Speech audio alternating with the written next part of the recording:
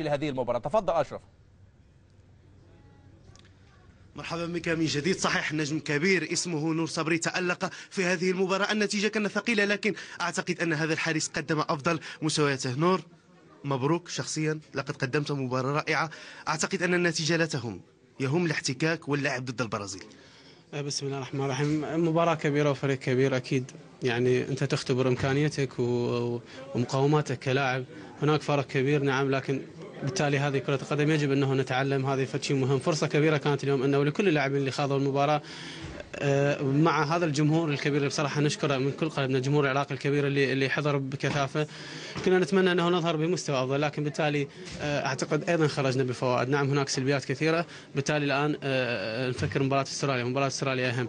موضوع نجم المباراة هذا واجبي، يعني بالتالي أنا فرحان للأداء، لأنه أنت تعرف أرجع وأقول دائما مثل هكذا مباريات تختبر إمكانيتك كلاعب، مدى إمكانيتك لما تلعب مع فريق عالمي. فريق البرازيل فريق كبير، وأعتقد صح النتيجة ثقيلة، لكن لا ننظر إلى مستوى اللاعبين أكيد هناك فرق، لكن يعني هناك إيجابيات. أنا برأيي الشخصي هناك إيجابيات. الآن مباراة شبه حاسمة أمام أستراليا.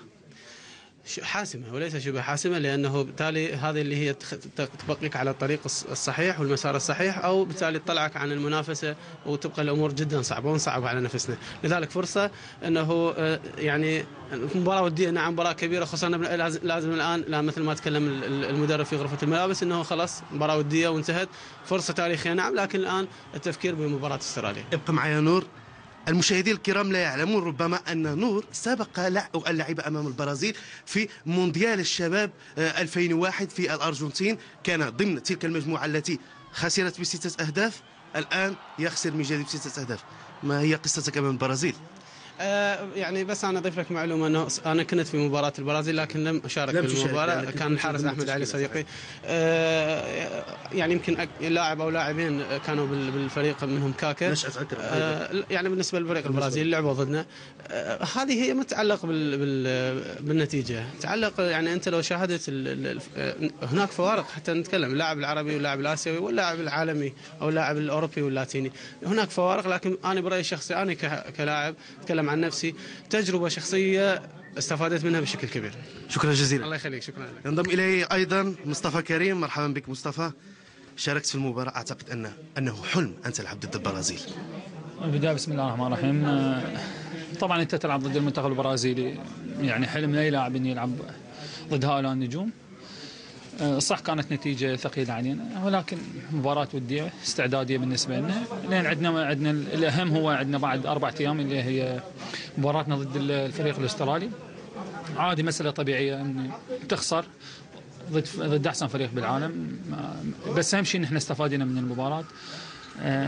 استفادنا حنستفاد من الاخطاء اللي وقعنا بها اليوم، نصحح اخطائنا بحيث ما يعني نخسر بالمباراه الوديه احسن ما نخسر بالمباراه الرسميه. وهي حاله طبيعيه ان انت تلعب ضد نجوم، ضد افضل لاعبين بالعالم، يعني بريال مدريد، برشلونه، باريس سان جيرمان، الدوري الايطالي، الدوري الانجليزي. هاي مساله طبيعيه. اهم شيء ان المدرب يستفاد من هذه المباراه، نستفاد بها بحيث ندخل لمباراه تصفيات اسيا بجاهزيه تامه، باستعداد تام ان شاء الله. شكرا جزيلا مصطفى. جزيلا شكرا. إذن علينا أن نؤكد على شيء واحد: الجمهور الرائع. قبل المباراة قلت أنه كان اللاعب الثاني عشر بالنسبة للمنتخب العراقي. صحيح كان جمهورا رائعا، أدى مستويات عالية ليس فقط في المباراة، منذ أيام وهو يحج إلى فندق المنتخب العراقي. صراحة نحيي جمهور المنتخب العراقي على صورته الرائعة وتشريفه للجماهير العربية. شكرا لي زميل